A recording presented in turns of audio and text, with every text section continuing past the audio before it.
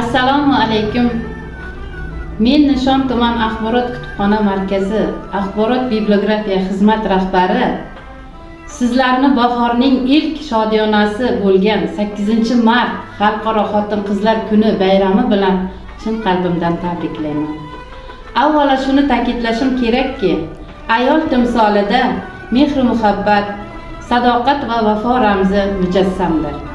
Bugungi kunda mamlakatimizda kutubxona sohasida e'tibor juda jadal rivojlanib bormoqda.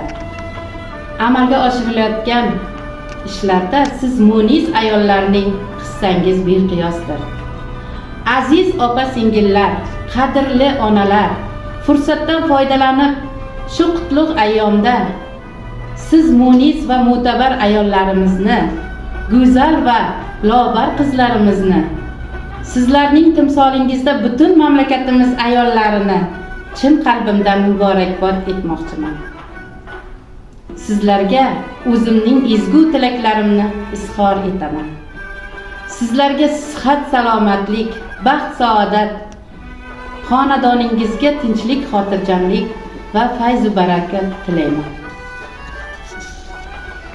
O'zbek ayoli, sizga go'zal ko'rindi olam.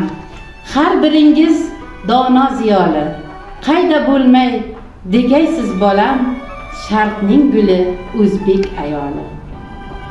Sizlar borki shukuhga to'la, bu dunyoning ko'rkam jamoli, odam, olam shodlikka to'lar, sharqning guli o'zbek ayoli.